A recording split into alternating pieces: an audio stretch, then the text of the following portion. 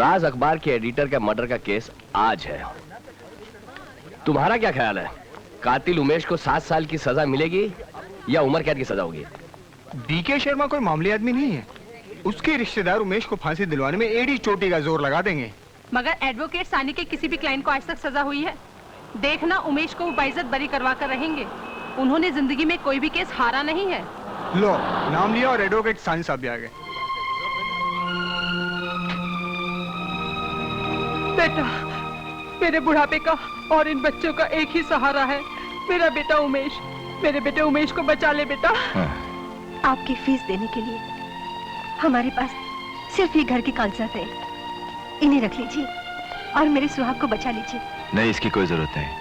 उमेश बच जाए तो मैं समझूंगा कि मुझे मेरी फीस मिल गई। मैं अपनी तरफ से पूरी कोशिश करूंगा।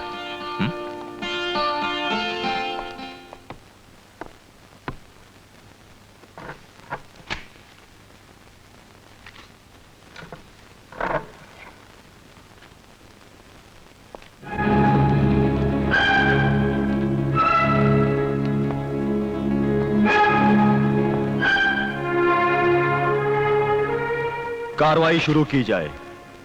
मिलॉर्ड, मकतूल editor BK Sharma murder case की तफसील मैं अदालत के सामने एक बार फिर से दोहराना चाहता हूं। इजाजत है। मिलॉर्ड, राज वीकली के एडिटर बीके शर्मा का मुल्जिम उमेश के साथ झगड़ा हुआ। मुल्जिम उमेश ने सारे स्टाफ के सामने बीके शर्मा को कत्ल कर देने की धमकी दी और उसी रात ठीक 9 बजे मुल्जिम उमेश ने मकतूल के घर पहुंचकर एक तेज धार वाले चाकू से उसका कत्ल कर दिया। इससे पहले कि मुल्जिम मौकाए वारदात से फरार हो, पुलिस ने मौकाए वारदात पे पहुंचकर उसे गिरफ्तार कर लिया। That's all milord. Your witness. Milord, postmortem की रिपोर्ट के मुताबिक कत्ल 9:15 पे हुआ। Am I right? यही तो मैंने कहा है मिलॉर्ड कि उमेश मकतूल के घर 9 बजे पहुंचा और कत्ल 9:15 पर हुआ। लेकिन मिलॉर्ड, पुलिस की रिपोर्ट के मुताबिक जब मुल्जिम को मौका वारदात से गिरफ्तार किया गया था उस वक्त रात के 10 बजे थे। क्या मेरे फाजिल दोस्त से बता सकते हैं कि मुल्जिम लाश के पास 45 मिनट तक क्या करता रहा मिलॉर्ड? शायद वो पुलिस के आने का इंतजार कर रहा था कि पुलिस आए और उसे गिरफ्तार करे, है ना? लेकिन मिलॉर्ड, जिस समय उमेश गिरफ्तार किया गया था इसके हाथ में खून लगा हुआ था और चाकू पर इसी की उंगलियों के निशान थे। और ये निशान कैसे आए मैं बताता हूं मिलॉर्ड। सुनिए, मखदूल ने मुल्जिम उमेश को किसी वजह से अपने घर पर बुलाया था। रात 9 बजे जब मुल्जिम उमेश उसके घर पहुंचा तो देखा कि घर का दरवाजा खुला हुआ था। उमेश जाकर उसके ड्राइंग रूम में बैठ गया। काफी देर इंतजार करने के बाद जब मखदूल ड्राइंग रूम में नहीं पहुंचा तो उमेश उसे ढूंढने के लिए उसके बेडरूम में चला गया। और जैसे ही बेडरूम में पहुंचा मिलॉर्ड तो यह देख के ये घबरा गया कि सामने ही मकतूल की लाश पड़ी हुई थी। ठीक उसी वक्त इस बेचारे के सर पर किसी ने पीछे से वार किया और यह बेचारा बेहोश होकर गिर पड़ा। जब इसे होश आया मिलॉर्ड तो इसके हाथ खून से रंगे हुए थे और एक हाथ में चाकू था। यह हड़बड़ा के उठा और जैसे ही बाहर पुलिस को खबर देने के लिए बाहर पहुंचा तो सामने से पुलिस आ गई मिलॉर्ड और इसे गिरफ्तार कर लिया गया। एक बात नोट की जाए मिलॉर्ड, पुलिस की रिपोर्ट में साफ साफ लिखा हुआ है कि जब उमेश गिरफ्तार किया गया तो ना ही तो इसके जेब से कोई रुपया निकला जिससे कोई चोरी की शुबा हो और ना ही कोई ऐसी चीज निकली जो इसे कातिल ठहराए। लेकिन मुल्जिम उमेश ने बहुत सारे लोगों के सामने बीके शर्मा को कत्ल करने की धमकी दी थी। धमकी दी थी? हाँ, धमकी दी थी, लेकिन सिर्फ धमकी दी थी, कत्ल नहीं किया। मेरे दोस्त, आपने आज तक अदालत में कोई ऐसा चश्मदीद गवाह या ठोस सबूत पेश नहीं किया जो यह साबित कर सके कि उमेश गुनहगार है। सारी दुनिया जानती है मिलॉर्ड कि यह बेचारा कटहरे में खड़ा हुआ उमेश, जिसने आज तक एक चींटी नहीं मारी, वो भला एक इंसान का कत्ल कैसे कर सकता है?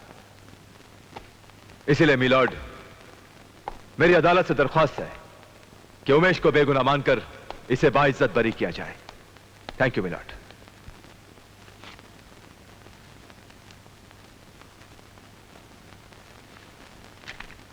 मिलॉर्ड, मुझे अभी अभी खबर मिली है कि इस केस का एक चश्मदीद गवाह यहां मौजूद है।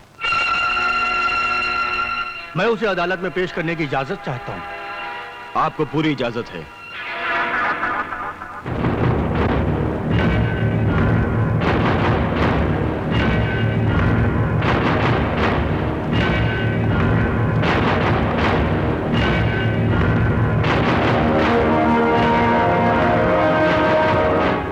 कुछ कहूंगा सच कहूंगा, सच के सिवा कुछ नहीं कहूंगा।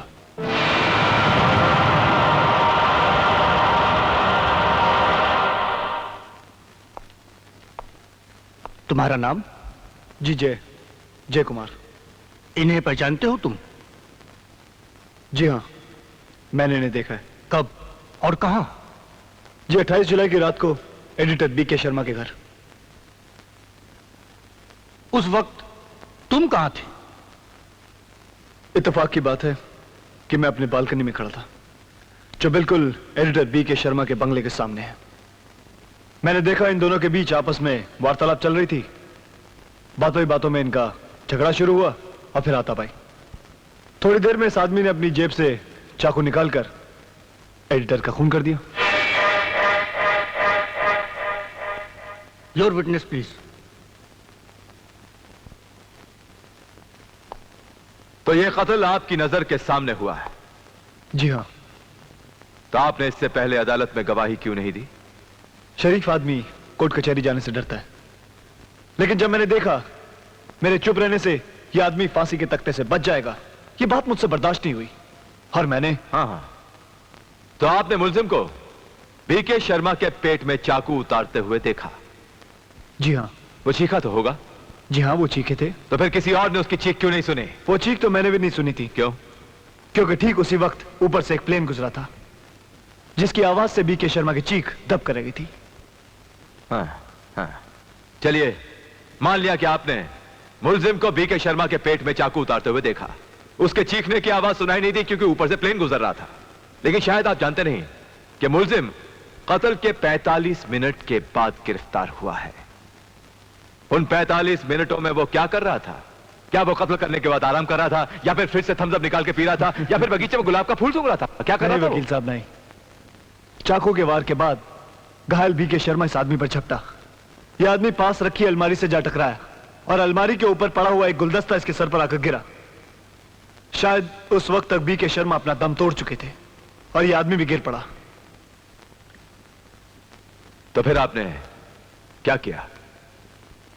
पहले तो मैं घबरा सा गया, फिर समझ में नहीं आया मैं क्या करूं। लेकिन फिर ख्याल आया मुझे पुलिस को सब कुछ बता देना चाहिए। मैं दौड़ कर गया पब्लिक फोन के वहां जाके पुलिस को फोन किया और वहां सब कुछ बता दिया, लेकिन अपना नाम नहीं बताया। और जब लौटा तो देखा यह मुजरिम दौड़ने की कोशिश कर रहा है, लेकिन तब तक पुलिस पहुंच चुकी थी।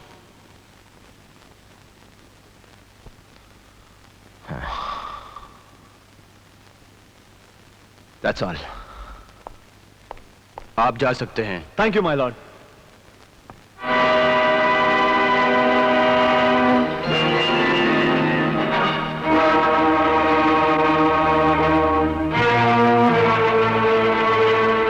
सरकारी वकील की सारी दलीलों और जय कुमार की गवाही से अदालत इस नतीजे पर पहुंची है कि मुलजिम उमेश ने अपने होश और हवास के साथ एडिटर बीके शर्मा का कत्ल किया है।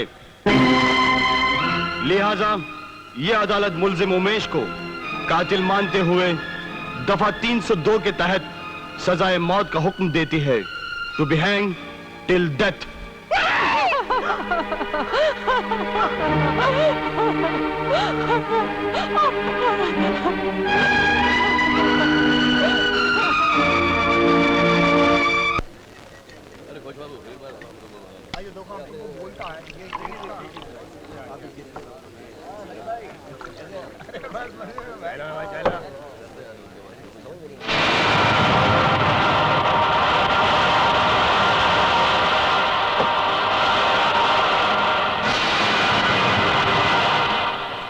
एक गिलास पानी दे यार।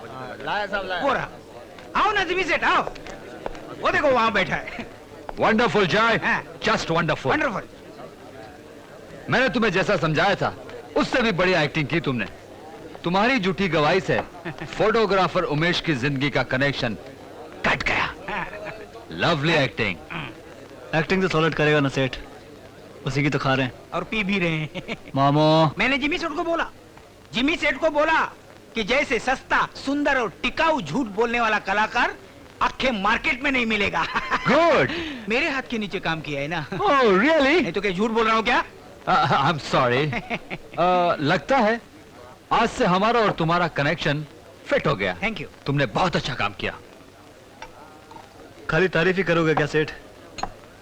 चल माल ढीला कर। हाँ, हम बिजी हैं, दूसरा केस का भी डिस्कशन करना है। खिस्सा खाली करोगे या नहीं? खिस्सा खाली? हैं? You mean money?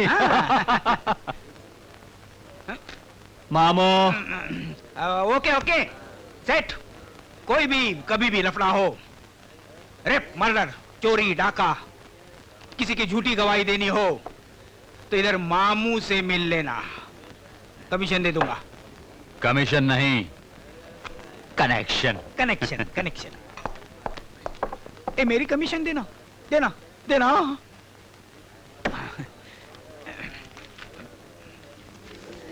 मामो।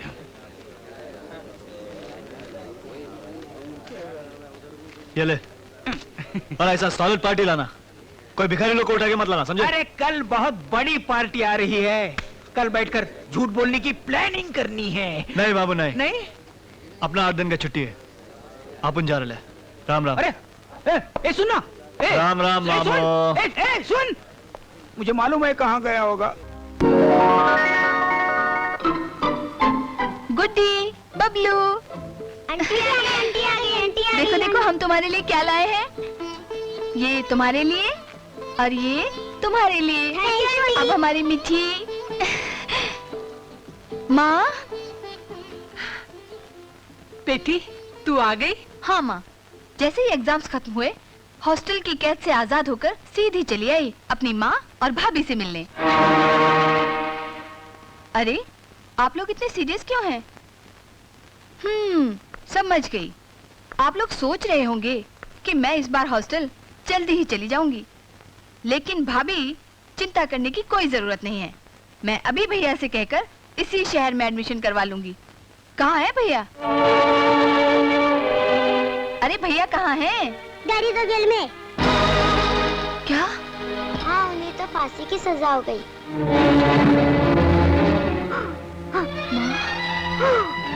भाभी, ये मैं...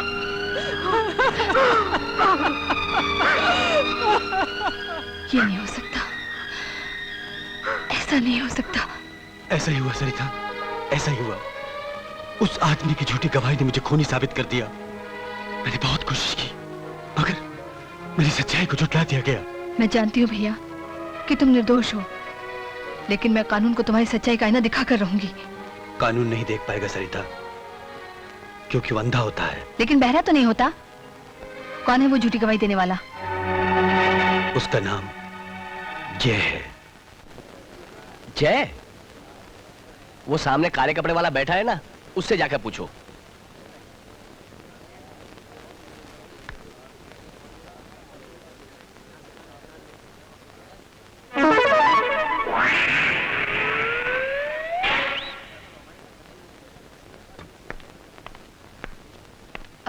सुनिए। कौन है? सुनिए, मुझे जय से मिलना है। एक और बिरयानी ला। बैठी ना, बैठी। बोलो, क्या केस है? केस? कैसा केस? समझ गए, समझ गए। तो आप सब जय को बताना चाहती हैं, लेकिन जय तक पहुंचने से पहले आपको मामू को मिलना पड़ेगा। ये मामू कौन है? मामू कौन है? आप मामू को नहीं जानती? नहीं जानती? इसका मतलब आप कुछ नहीं जानती।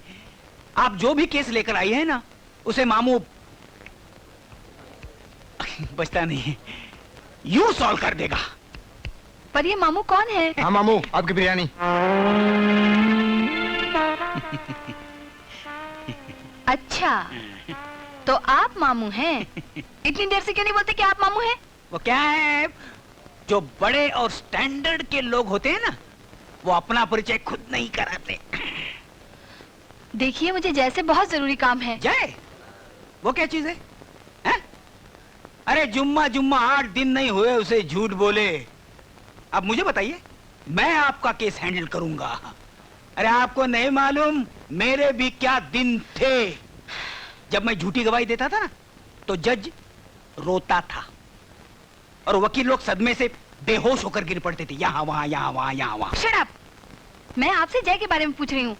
मुझे बताइए जय कहाँ मिलेगा? वो आपको नहीं मिलेगा। क्यों? वो छुट्टी पर है। छुट्टी पर? हाँ, वो क्या है कि उसकी जेब है गरम, इसलिए वो ठंडी जगह पर गया है अपने छमिया को लेकर। बेशरम।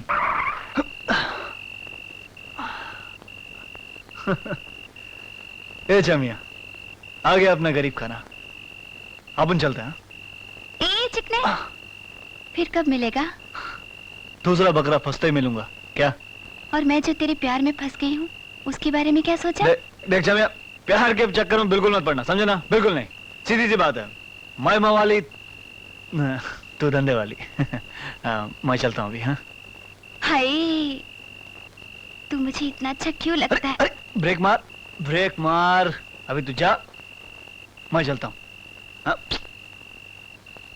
अबे खुल खुल। बड़ा भाव खाता है साला। ए चल ना, तू क्या देख रहा है साला?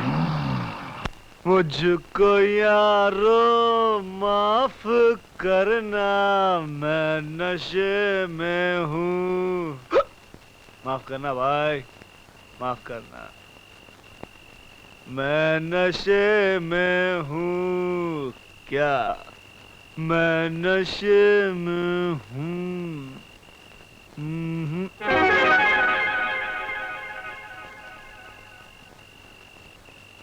चौदवी का चांद हो या आफताब हो। क्या तुम ही जय हो? नहीं, मैं जय नहीं हूं, मैं तो उसका भूत हूं। Shut up! मैं तुमसे ये पूछने आई हूँ कि आखिर मेरे भाई ने तुम्हारा क्या बिगाड़ा था जो तुमने झूठी गवाही देकर उसे मौत की सजा दिलवा दी?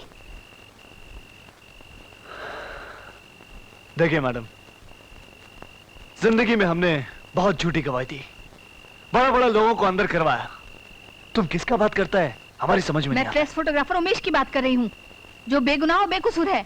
होगा बेगुनाह, होगा बेकसूर, अपने को इससे क्या है? जय को सिर्फ पैसे की झनकार सुनाई देती है। एक बार पैसा हाथ में आया तो किसी के बारे में नहीं सोचता है।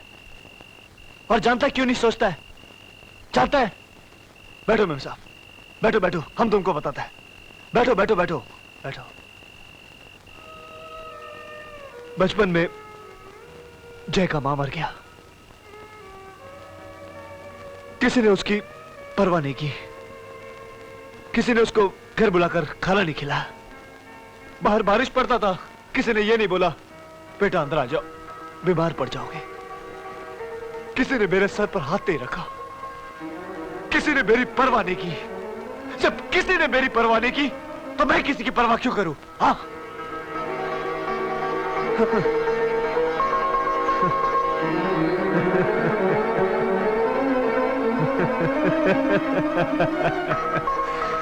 Stupid.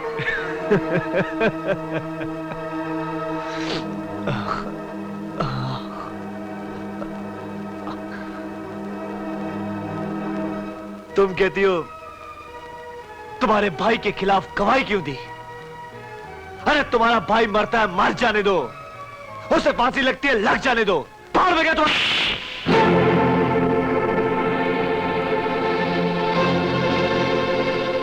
कमीने, तुझे शराब से ज्यादा बेरहमी का नशा है। चल मेरे साथ, आज मैं तेरा सारा नशा उतार दूंगी। आज मैं तुझे दिखाऊंगी कि तेरी एक झूठी गवाही ने हमारा हरा भरा घर उजाड़ दिया। चल मेरे साथ। देख देख इस बूढ़ी माँ को, नीच झूठे इसके बुढ़ापे का सहारा छीनकर इसे जिंदा लाश बना दिया है। अब इसकी आंखों से आंसू नहीं, खून टपक रहा है। सरिता,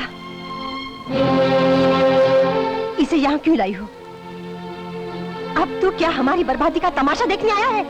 चला जा यहाँ से, चला जा। नहीं भाभी नहीं, इसे देखने दो, इसे देखने दो कि जब कयामत आती है ना तो क्या मंजर होता है।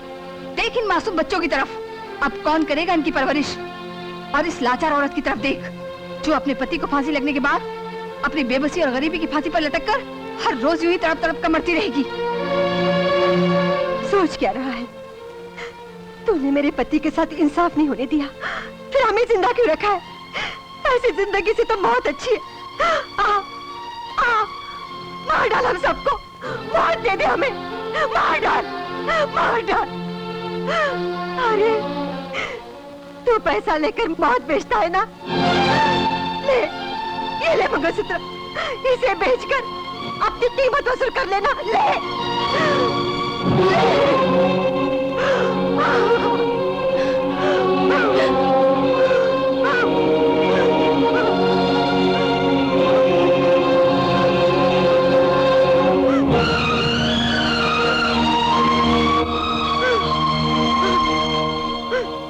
मैंने हमेशा गीता पर हाथ रखकर झूठी कसम खाई है। आज पहली बार मैं सच्ची कसम खाता हूं। मैं तुम्हारे पति को बेगुनाह साबित करके रहूंगा, उसे कानून के चुंगल से बचा के रहूंगा, इस घर की खुशियों को वापस लाऊंगा। ये मेरा वादा रहा। हो सके तो मुझे माफ कर देना। अंकल, आप सच बोल रहे हैं? डैडी वापस आ जाएंगे? हाँ बेटा, तुम्हारे पापा जरूर वापस आएंगे। मेरी आंखें खुल गई हैं। मैं तुम्हारे पापा की आंखें बंद होने नहीं दूंगा, नहीं होने दूंगा बंद।